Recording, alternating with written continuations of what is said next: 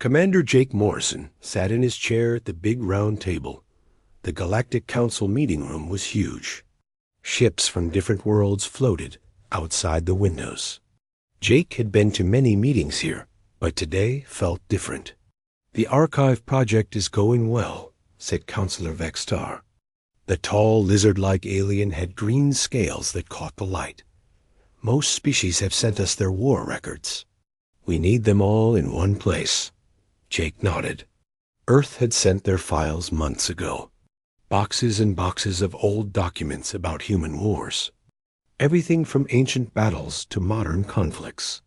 The Council wanted to study how different species fought wars. They said it would help keep peace in the galaxy. Ambassador Lisa Grant, who sat next to Jake, smiled at the other Council members. "Humans are happy to share our history," she said. "We believe in working together." The other aliens around the table made sounds of agreement.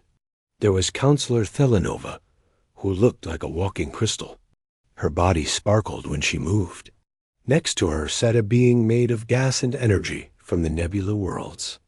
They all seemed pleased with human cooperation. Doctor Alan Brooks walked into the room. He was a thin man with gray hair and thick glasses. He carried a tablet computer and looked worried. Jake had worked with Alan many times. The doctor knew more about alien languages than anyone on Earth. "Sorry to interrupt," Alan said. His voice was shaky. "But we have a problem with the human archives." Counselor Vextar turned his big yellow eyes toward the doctor. "What kind of problem?" Alan touched his tablet. A big screen appeared in the air above the table. It showed pages of human military documents. The writing was strange and flowing, not like any Earth language Jake had seen. "We've been translating the human war records," Alan said. "But some of them are written in a language that shouldn't exist." The room became quiet. Jake felt his heart beat faster. He looked at Lisa, who had gone pale. "What do you mean?" asked Thelanova. Her crystal body flashed brighter. Alan pointed at the screen. "This language is Kethmori. It's from a species that died out 3,000 years ago. Long before humans ever left Earth. Long before we knew other species existed." Jake's mouth went dry. This was not supposed to happen. The old files were supposed to be safe. Earth's leaders had promised him that all dangerous information had been removed. Counselor Vextar stood up. His large form cast a shadow across the table. "That's impossible. The Kethmori have been extinct for thousands of years. How could humans know their language?" "I don't know," Alan said. "But it's definitely Kethmori. And it's not just a few words. Entire battle reports are written in this language. Strategic plans, weapon designs. It's like whoever wrote these documents was fluent in Kethmori." The gaseous being from the nebula worlds made a sound like wind through trees. "This is very strange. We studied the Kethmori ruins. Their language was complex. It would take years to learn." Jake stood up slowly. All eyes turned to him.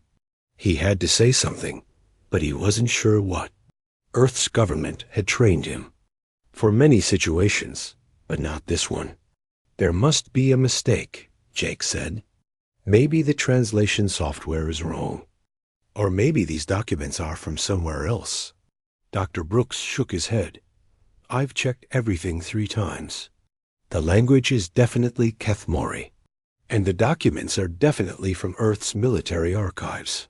They have official stamps and serial numbers."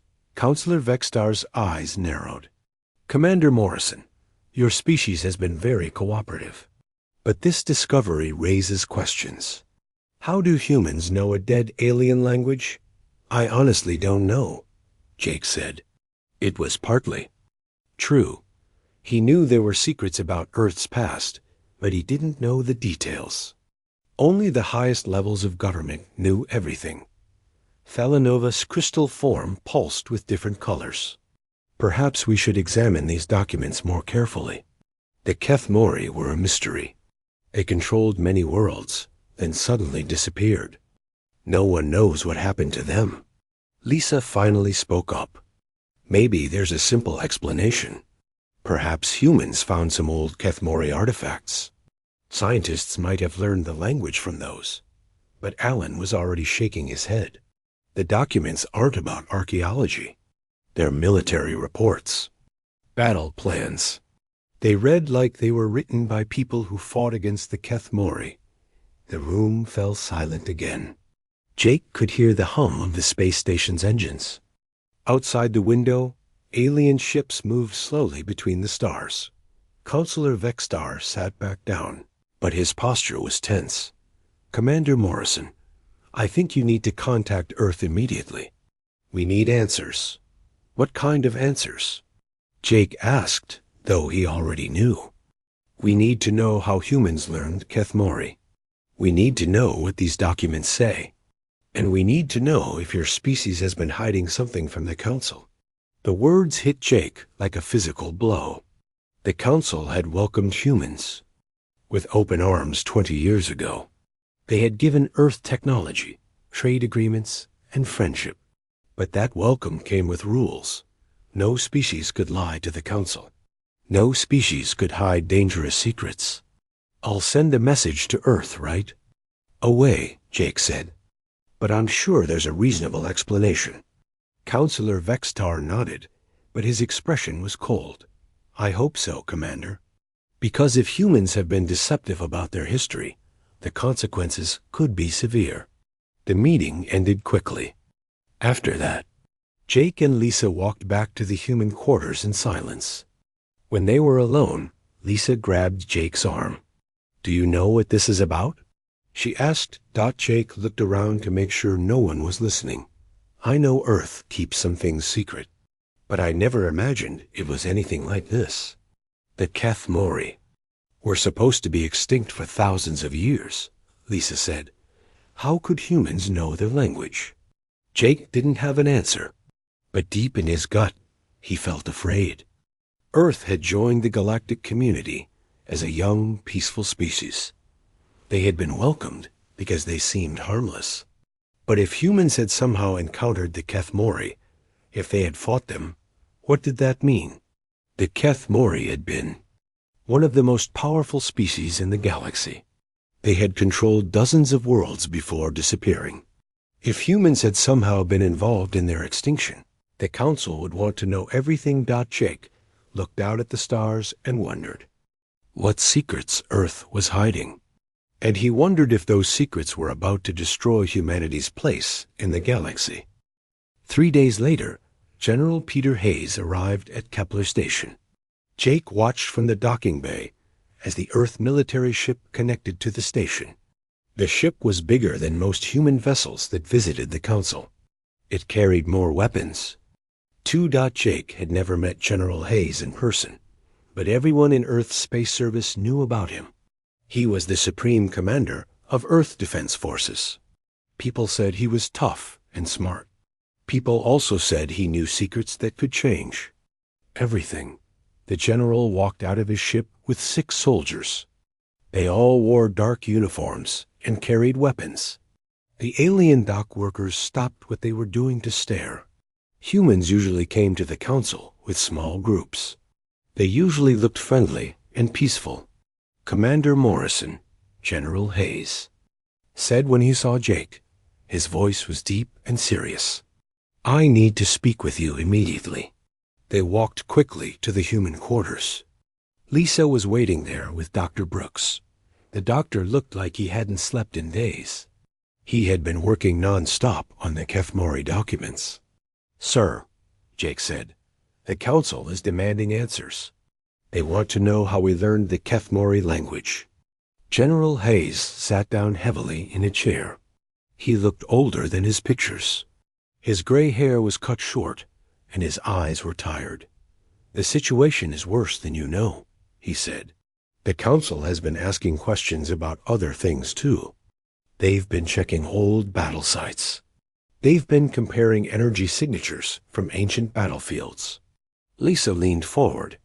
What kind of energy signatures? The kind that match human weapons, the general said quietly. Dr. Brooks dropped his tablet. That's impossible. These battles happened thousands of years ago. Humans barely had metal tools back then. General Hayes looked at each of them. That's what we've always told the galaxy. But it's not the whole truth. Before anyone could ask. More questions. Jake's communication device beeped. It was a message from the council chambers. They wanted to see the human delegation immediately. The council meeting room was packed. All the major species were there. Counselor Vextar sat at the head of the table. His scales looked darker than usual. Next to him sat Counselor Zarthik, the representative of the insect hive worlds. The insect's compound eyes watched everything at once. General Hayes, Counselor Vextar said, thank you for coming. We need to discuss the Kethmori documents. The general stood straight. I'm here to answer your questions. Counselor Zarthik made a clicking sound. Our investigation has revealed disturbing information. The Kethmori language in your archives is not just copied from old artifacts. It shows deep understanding. It shows experience. What kind of experience? Asked Counselor Morden, the gas being from the nebula worlds. Dr. Brooks stood up. The documents are military reports. They describe battles, strategies, and weapons. They're written like field reports from soldiers who fought against the Kethmori. The room became very quiet. Jake could hear his own heartbeat. Counselor Vextar's eyes fixed on General Hayes. General, your species joined our council as a young civilization. You claim to have no experience with interstellar warfare, but these documents suggest otherwise. General Hayes didn't answer immediately. He looked at each council member carefully. The documents are old, he finally said. They're from a different time. How old? Asked Thelanova, her crystal body flashing. Very old. Counselor Zarthik's antennae twitched. The insect hive mind was known for detecting lies. General Hayes, you are not telling us everything. We can sense deception. Jake felt sweat on his forehead. The council is getting suspicious. If they thought humans were lying, they might kick Earth out of the galactic community. Or worse. Captain Amy Rodriguez entered the room. She was General Hayes' intelligence officer. She carried a metal case that looked heavy. Sir, she said to the general, you asked me to bring the classified files. General Hayes nodded. Captain Rodriguez is our military intelligence specialist. She has been reviewing the documents in question. Captain Rodriguez opened her case. Inside were data storage devices and paper documents. But Jake could see that many pages had been marked with black ink. Large sections were completely hidden. These are the Kethmori files, she said. As you can see, much of the information is classified for security reasons.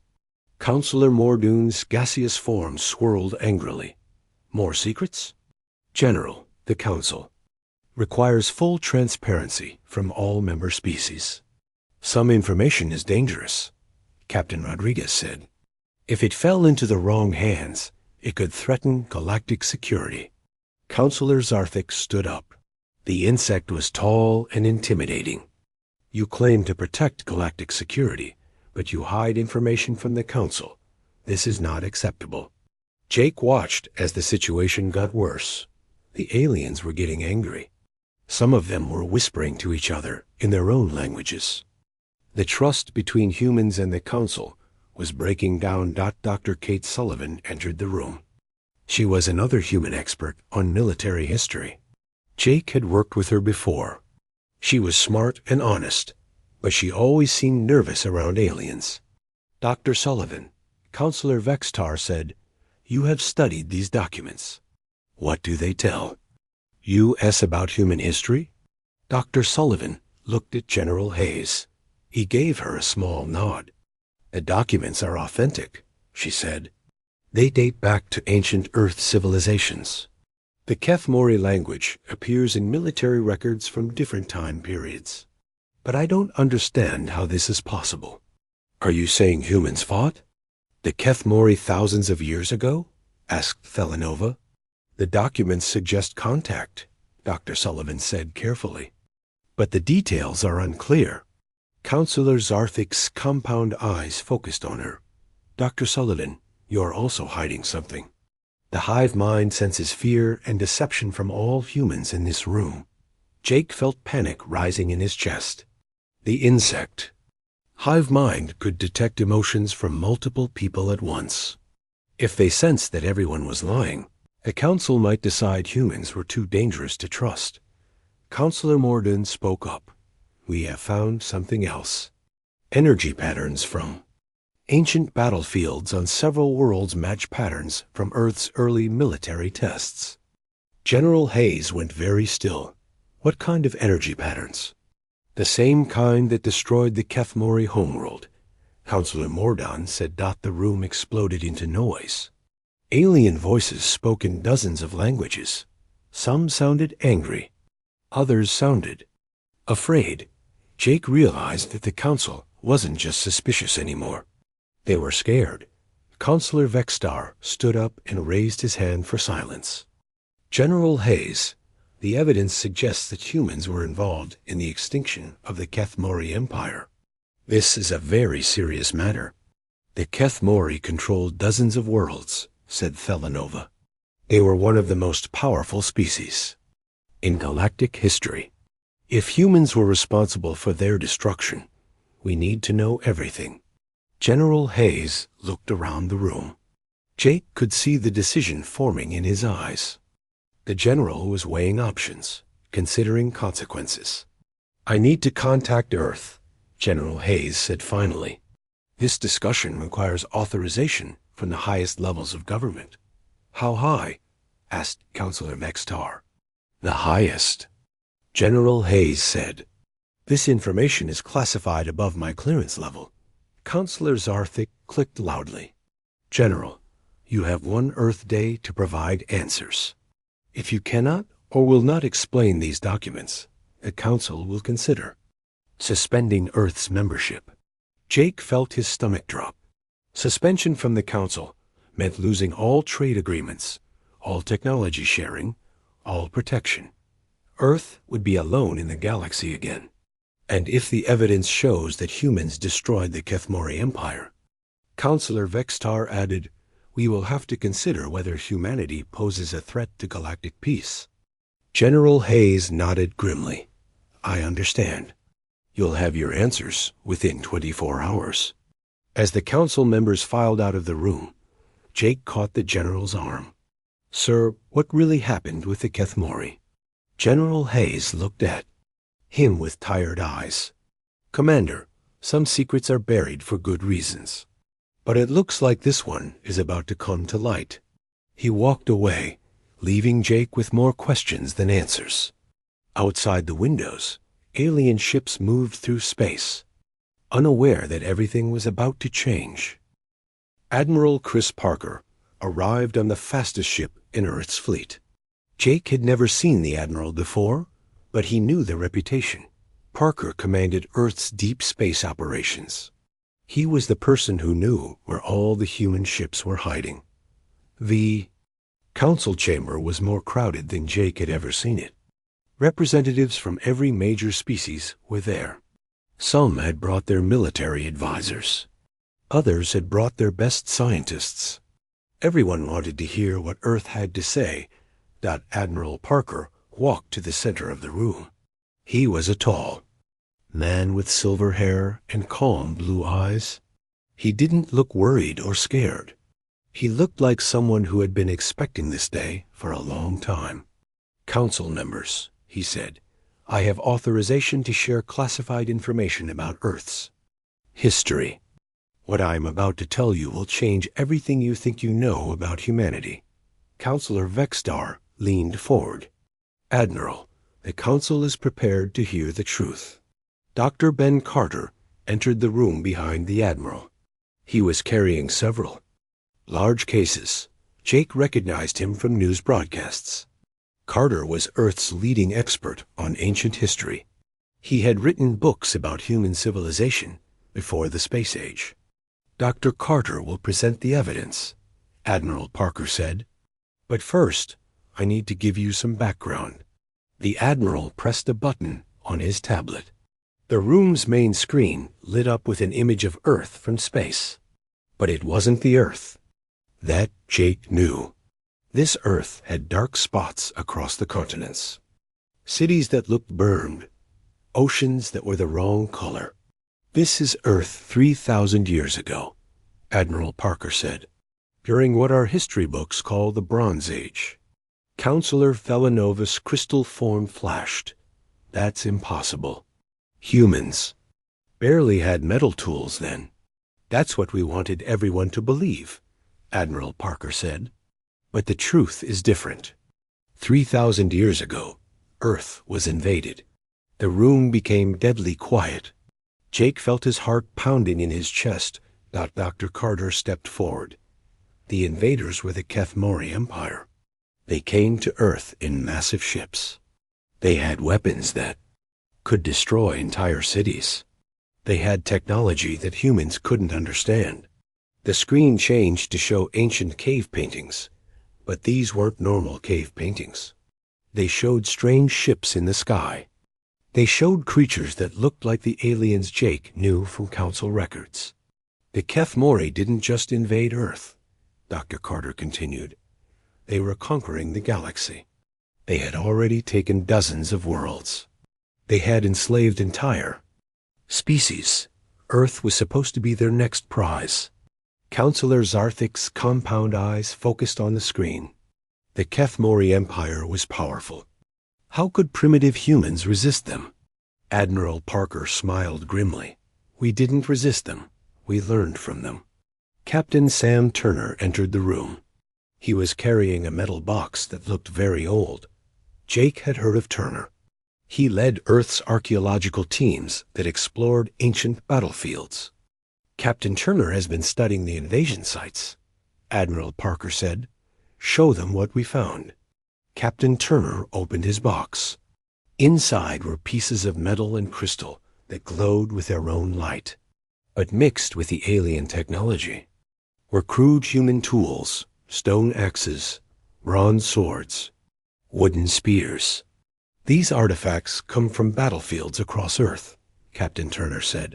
"They show something remarkable. Humans didn't just fight the Kethmori. They studied them. They learned from them. They adapted their technology." The screen showed more images. Ancient human settlements with strange buildings. Weapons that combined human craftsmanship with alien technology. Maps that showed star patterns no human should have known. "The war lasted for decades," Dr. Carter said. "The Kethmori were stronger, but humans were stubborn. We hid in caves. We attacked at night. We learned how their ships worked. We figured out how their weapons functioned." Counselor Mordoon's gaseous form swirled. "You're saying humans defeated the Kethmori Empire?" "We're saying humans survived," Admiral Parker corrected. "And then we made sure they couldn't hurt anyone else." The screen changed again. This time it showed star maps. Red dots marked different solar systems. As Jake watched, the red dots began disappearing one by one. After decades of fighting on Earth, humans finally captured enough Kethmori technology to build our own ships, Dr. Carter explained. "We didn't just drive them away from Earth. We followed them home." The room erupted in shocked voices. Aliens spoke in their own languages, but Jake could tell they were frightened. The idea that ancient humans had somehow defeated a galactic empire seemed impossible. Counselor Vextar raised his hand for silence. "You're claiming that Bronze Age humans destroyed the Kethmori Empire?" "Not Bronze Age humans," Admiral Parker said. "Humans who had learned Kethmori technology. Humans who had spent decades studying their enemies. Humans who had nothing left to lose." Captain Turner activated a holographic display. It showed a battle scene in space. Human ships that looked rough and primitive fought against sleek alien. vessels, but the human ships were winning. The Kethmori had conquered many worlds, Captain Turner said, but they had never fought a species like humans. They expected their enemies to surrender when faced with superior technology.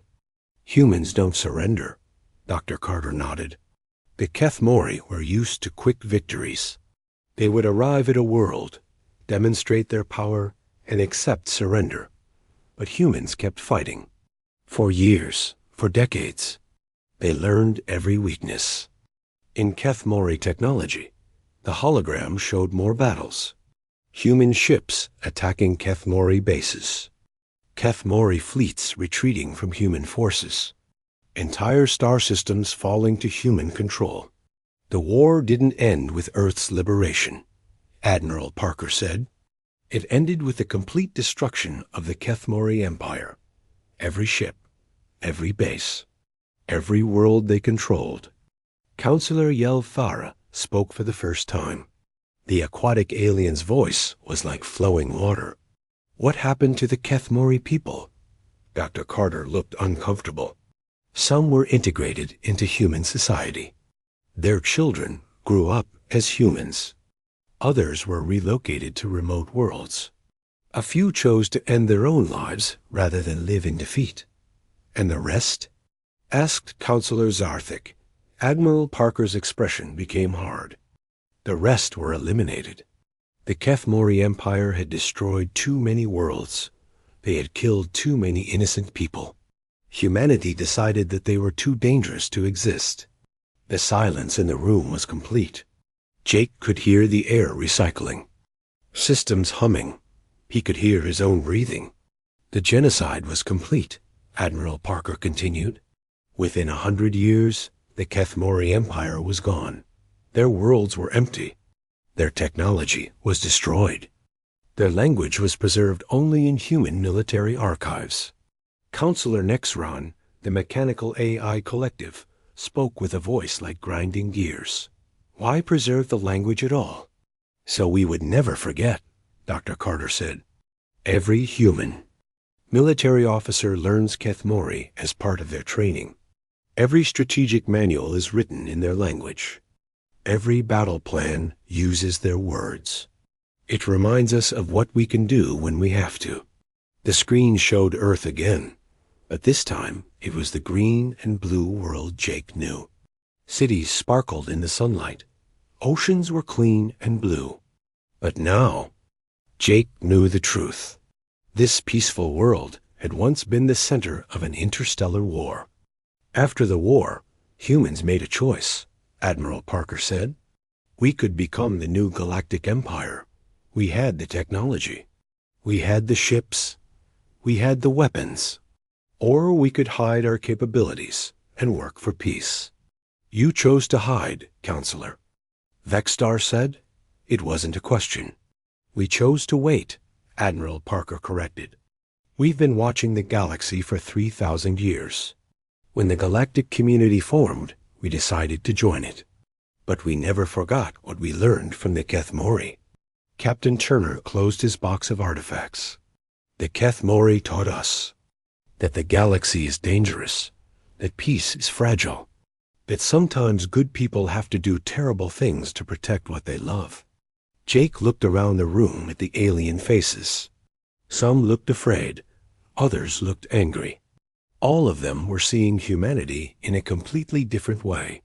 So when you joined the council, Counselor Villanova said slowly, you weren't really a young species learning about the galaxy. No, Admiral Parker said. We were an old species that had been hiding in plain sight. We've been here all along, watching and waiting. The revelation hung in the air like a heavy weight.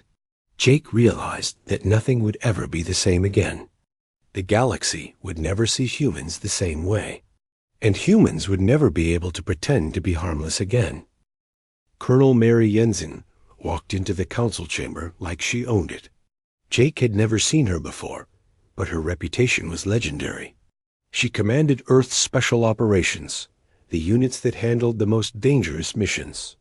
People whispered that she knew things that could start wars or end them, The council members were still processing Admiral Parker's revelations. Some were whispering to each other in their native languages. Others sat in shocked silence. Jake could see fear in their eyes as they began to understand what humanity really was. "Council members," Colonel Jensen said, her voice clear and strong. "Admiral Parker has told you how the war began. Now I'll tell you how it ended." Dr. Tony Mitchell followed her into the room. He was a small man with thick glasses, but Jake knew he was one of Earth's most dangerous experts. Mitchell studied ancient warfare, but not the kind taught in schools. He studied the kind of warfare that erased entire civilizations. The Kethmori Empire controlled 47 star systems, Dr. Mitchell said. They had enslaved hundreds of species.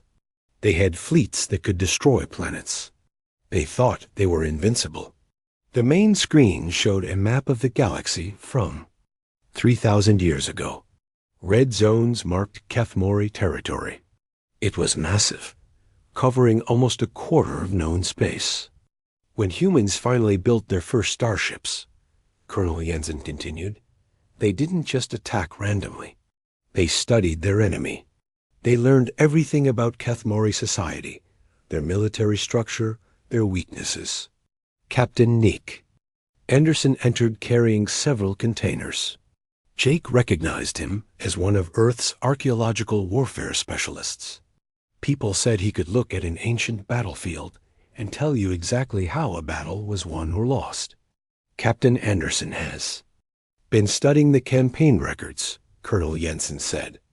Show them what we found. Captain Anderson opened his first container. Inside were detailed maps and charts. But these weren't modern maps. They were carved into metal plates that looked ancient. These are the original battle plans, Captain Anderson said. Human commanders didn't just want to defeat the Kethmori. They wanted to make sure they could never threaten anyone again. The screen showed the first human attacks. But these weren't desperate strikes by primitive people. These were carefully planned operations that targeted specific weaknesses in the Kethmori Empire. Humans didn't fight fair, Dr. Mitchell said. They attacked supply lines. They turned Kethmori slave species against their masters. They used psychological warfare to break enemy morale. Counselor Kelmara, the telepathic species representative, spoke for the first time. Her voice was like music, but Jake could hear the fear in it. You're describing systematic destruction of an entire civilization. The Kethmori weren't just conquerors, Colonel Jensen said. They were slavers.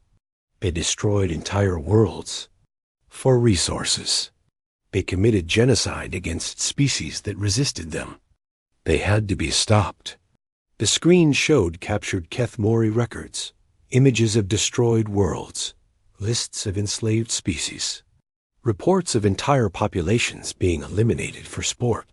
The Kethmori Empire was built on death, Dr. Mitchell said. They had destroyed over 200 intelligent species. They saw other life forms as resources to be harvested. Captain Anderson opened another container. This one held weapons that looked like they belonged in a museum. But Jake could see that they were actually sophisticated pieces of technology, disguised as primitive tools. Human forces developed new tactics, Captain Anderson explained. They would land on Kethmori worlds and blend in with local populations. They would study the occupying forces for months, learning their routines and weaknesses. The screen showed battle footage that looked impossible. Humans in primitive clothing, destroying advanced alien vehicles. Human warriors using simple weapons to take down enemies with energy shields. The key was patience, Colonel Jensen said. Kethmori forces were used to quick victories. They expected enemies to surrender when faced with superior technology. But humans would wait. They would watch. They would learn. Counselor Velkron, an ancient reptilian elder, spoke with a voice like grinding stone. How long did this campaign last? 200 years, Dr. Mitchell said. The complete elimination of the Kethmori Empire took 2 centuries of constant warfare. The room fell silent. Jake tried to imagine 200 years of war. Generation after generation of humans fighting the same enemy across dozens of star systems. It wasn't just military action, Captain Anderson said. Humans infiltrated Kethmori society at every level. They learned their language perfectly. They understood their culture. They knew their fears. The screen showed intelligence reports written in Kethmori, but Jake could tell they were written by humans. The writing style was different, more direct than the flowery alien language. Human agents lived among the Kethmori for decades, Colonel Jensen said. They had children with them. They served in their military. They learned every secret of their technology and society. Counselor Zarthik's compound eyes focused on the screen. The Kethmori never suspected. They were arrogant, Dr. Mitchell said. They believed they were the superior species. They couldn't imagine that primitive humans could outwit them. The screen showed the final battles of the war. Human fleets that looked rough and improvised fighting against sleek Kethmori vessels. But the human ships were winning every engagement. By the end, humans had better technology than the Kethmori, Captain Anderson said. We had taken their designs and improved them. We had built ships that were faster, stronger, and more efficient.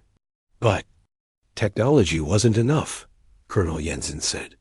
The real weapon was human psychology. Humans don't give up, ever. The Kethmori expected their enemies to surrender when defeat seemed certain. Humans just got angrier. The screen showed the last Kethmori stronghold. It was a massive space station that looked like a city. Human ships surrounded it completely. The final battle lasted 3 days, Dr. Mitchell said. The Kethmori commander offered to surrender. He promised to withdraw from all occupied worlds. He begged for mercy. What did the humans do? Asked Counselor Kelmara. Colonel Jensen's expression became cold. They said no. The Kethmori Empire had shown no mercy to anyone. They would receive none in return. The screen showed the destruction of the station.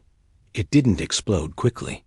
It burned slowly, section by section, as human forces systematically destroyed every part of it. The genocide was complete and thorough, Captain Anderson said. Every Kethmori military base was destroyed. Every ship was hunted down. Every world was occupied. What about civilians? Asked Counselor Yelthara. There were no civilians, Dr. Mitchell said. The Kethmori Empire was a military society. Every citizen was a soldier. Every world was a military base. The screen showed human forces on former Kethmori worlds. They were methodically dismantling alien technology. They were destroying records and archives. They were erasing every trace of the Empire's existence. The humans didn't just win the war, Colonel Jensen said. They erased the Kethmori from history. They destroyed their art, their literature, their philosophy. They wanted to make sure that no one would ever remember the Empire or try to rebuild it. Jake felt sick to his stomach. He had known humans were capable of violence, but this was something else entirely. This was the complete destruction of an entire civilization. The only things preserved were the military records, Captain Anderson said. Humans kept detailed files of every battle, every strategy, every weapon. They wanted future generations to remember what they had done and why. Counselor Nexron spoke with mechanical precision. The extinct species we have found throughout the galaxy, the ones we assumed were victims of natural disasters or unknown enemies. They were Kethmori client states, Dr. Mitchell said. Species that had allied with the Empire or helped with their conquests. Humans hunted them down too. The screen showed star charts marking the locations of extinct civilizations. As Jake watched, he realized that they formed a pattern. They were all connected to the former Kethmori Empire. 63 species were eliminated, Colonel Jensen said. Some were direct allies of the Kethmori. Others had just provided them with resources or information. Humans decided that anyone who had helped the Empire was guilty. The silence in the room was complete. Jake could see the horror in the alien faces around him. They were realizing that many of the galaxy's greatest mysteries had a simple, terrible answer. The campaign ended with the complete sterilization of the Kethmori homeworld, Dr. Mitchell said. Nothing was left alive. The planet was turned into a dead rock floating in space. And then? Asked Counselor Vextar. Colonel Jensen looked around the room at each council member. Then humans went home. They dismantled their war fleets. They destroyed most of the captured technology. They returned to Earth and pretended to be a primitive species again. Why? Asked Counselor Thelanova. Because they were tired of war, Dr. Mitchell said. 200 years of constant fighting had changed humanity. They had become something they didn't want to be. So they chose to forget. The screen showed Earth after the war. Cities were being rebuilt. Ships were being hidden. Technology was being buried. It looked like a civilization trying to heal itself. But they didn't forget everything, Captain Anderson said. Every human military officer still learns about the Kethmori War. Every strut. President Ellen Wright arrived with a fleet that made everyone nervous. Jake watched from the observation deck as 12 human ships took positions around Kepler Station. They looked like normal Earth vessels, but now Jake knew better. These ships probably carried weapons that could destroy the entire station. A council chamber had been expanded to hold representatives from every species in the galaxy. News of the human revelations had spread quickly. Some species had sent their military leaders. Others had sent their best negotiators. Everyone wanted to see what would happen next. President Wright entered the chamber with quiet confidence. She was a small woman with gray hair and kind eyes, but Jake could see the steel underneath. This was someone who had made the hardest decisions a leader could make. Council members, she said, I'm here to discuss humanity's future in the galactic community. Admiral Joe Barnes followed her into the room. Jake had heard whispers about Barnes for years. People said he commanded Earth's hidden fleet, the ships that didn't officially exist. Looking at him now, Jake believed it. Before we begin, President Wright said, I want to address the obvious question. Yes, Earth has been deceptive about our capabilities, but we've never been deceptive about our intentions. Counselor Vextar's scales had turned a darker shade of green. President Wright, your species has hidden the fact that you destroyed an entire galactic empire. How can we trust anything you say? Because we chose peace when we could have chosen war, President Wright replied. For 3,000 years, humanity has had the power to conquer the galaxy. We didn't. Dr. Helen Davis entered carrying several data tablets. She was the director of Human Galactic Relations, the person who had helped negotiate humanity's entry into the Council. Jake wondered how much she had known about Earth's real history. Dr. Davis will explain our long-term strategy. President Wright said. Dr. Davis activated the room's display system. It showed a timeline spanning 3 millennia. After the Kethmori War, humanity faced a choice. We could use our captured technology to build a new empire, or we could work toward a different kind of galaxy. The screen showed Earth's development over the centuries.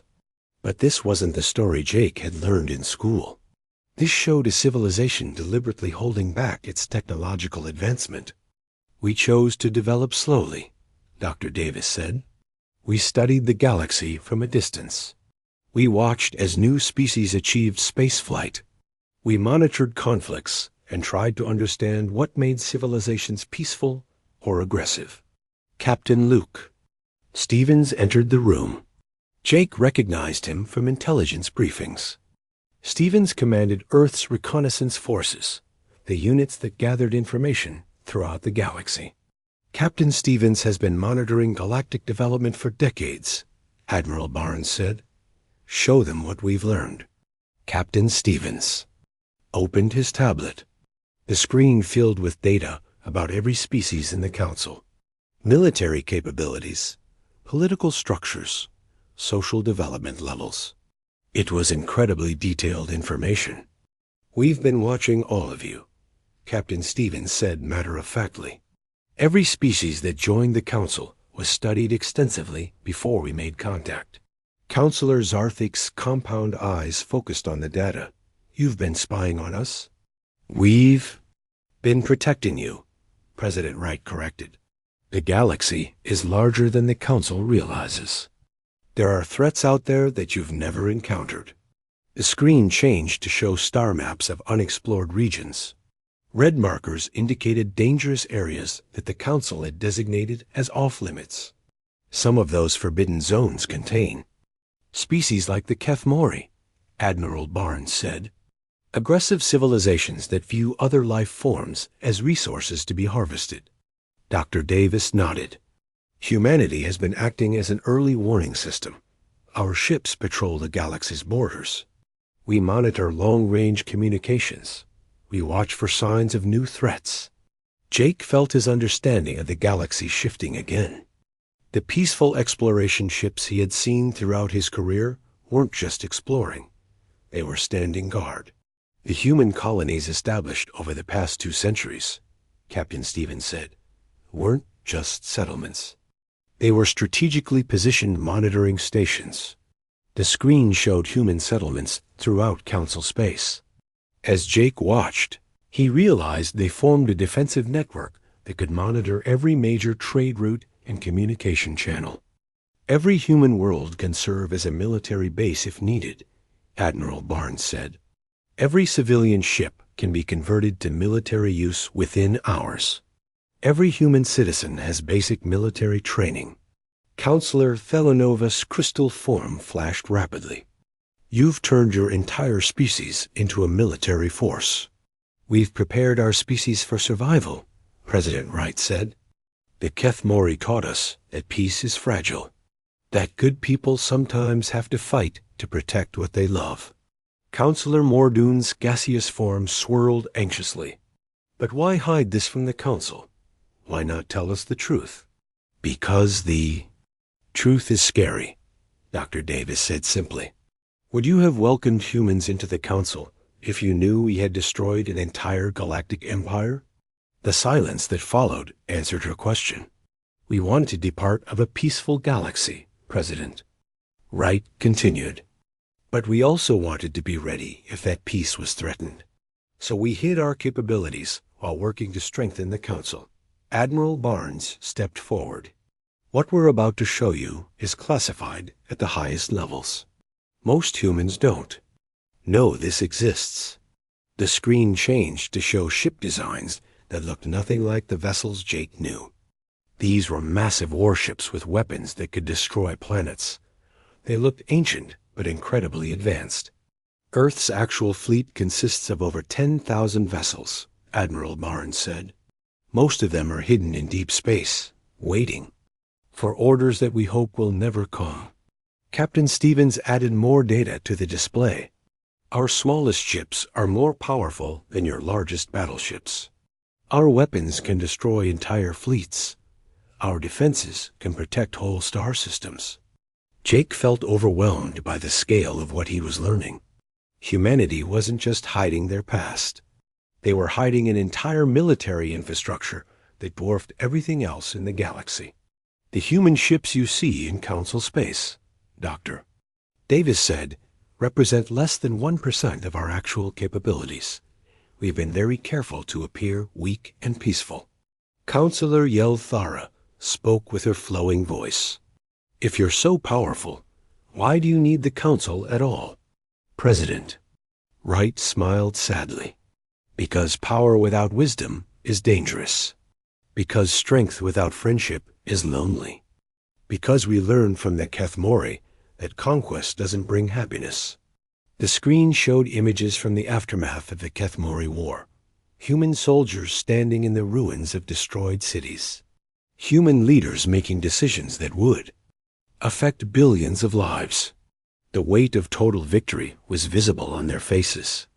Our ancestors won the greatest military victory in galactic history, President Wright said, and it nearly destroyed them. They spent the next 3,000 years learning how to use power responsibly. Admiral Barnes nodded. The Council gave us something we couldn't create ourselves. A community based on cooperation instead of conquest. A chance to protect the galaxy without ruling it. Counselor Nexron spoke with mechanical precision. What do you want from us now? The same thing we've always wanted, President Wright said. Partnership, friendship, a galaxy where different species can work together for common goals. But now you want us to know the truth, Counselor Vextar said. The truth was going to come out eventually, Dr. Davis said. Better to reveal it ourselves than have you discover it accidentally. Captain Stevens added more information to the display. There are new threats emerging in unexplored space. Species that make the Kethmori look peaceful. The galaxy will need to be defended. And humanity is offering to be that defense, President Wright said. Not as conquerors, but as protectors. Not as rulers, but as guardians.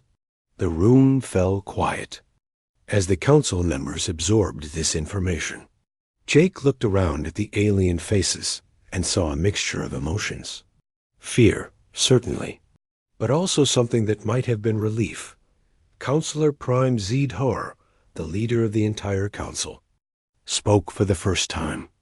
President Wright, your proposal is unprecedented. You're asking us to accept humanity as the galaxy's military protector. We're asking you to accept reality, President Wright said.